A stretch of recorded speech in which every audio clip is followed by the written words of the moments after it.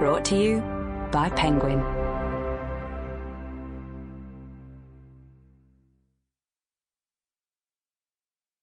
The New Jim Crow, Mass Incarceration in the Age of Colourblindness, by Michelle Alexander, narrated by Karen Chilton, and directed by Drew Sussman.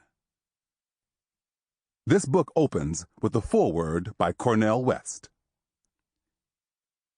Michelle Alexander's The New Jim Crow is the secular Bible for the new social movement in early 21st century America. Like C. Vann Woodward's The Strange Career of Jim Crow, a book Martin Luther King Jr. called the historical Bible of the Civil Rights Movement, we are witnessing the unique union of a powerful and poignant text with a democratic awakening focused on the poor and vulnerable in American society. The New Jim Crow is an instant classic because it captures the emerging spirit of our age. For too long, there has been no mass fight back against the multi-leveled assault on poor and vulnerable people, despite the heroic work of intellectual freedom fighters including Marian Wright Edelman, Angela Davis, Loic Vacan, Glenn Lowry, Mark Maurer, and others. Yet the sleepwalking is slowly but surely coming to a close as more and more fellow citizens realize that the iron cage they inhabit, maybe even a golden cage for the affluent, is still a form of bondage. The New Jim Crow is a grand wake-up call in the midst of a long slumber of indifference to the poor and vulnerable. This indifference promotes a superficial ethic of success, money, fame, and pleasure that leaves too many well-adjusted to injustice. In short, this book is a genuine resurrection of the spirit of Martin Luther King Jr. amid the confusion of the age of Obama. While the age of Obama is a time of historic breakthroughs at the level of racial symbols and political surfaces, Michelle Alexander's magisterial work takes us beyond these breakthroughs to the systemic breakdown of Black and poor communities devastated by mass unemployment, social neglect, economic abandonment, and intense police surveillance.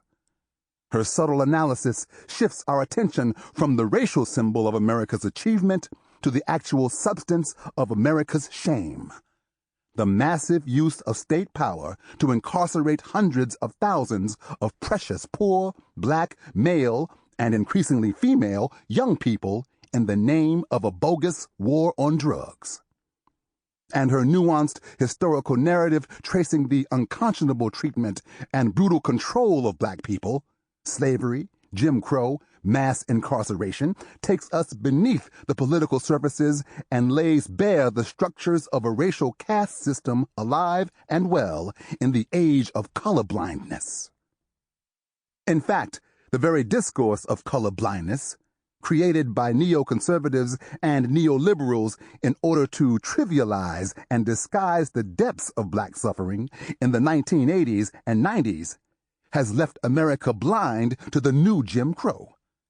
How sad it is that this blindness has persisted under both Republican and Democratic administrations and remains to this day hardly acknowledged or examined in our nation's public discourse. The New Jim Crow shatters this silence. Once you read it, you have crossed the Rubicon, and there is no return to sleepwalking. You are now awakened to a dark and ugly reality that has been in place for decades, and that is continuous with the racist underside of American history from the advent of slavery onward. There is no doubt that if young white people were incarcerated at the same rates as young Black people, the issue would be a national emergency.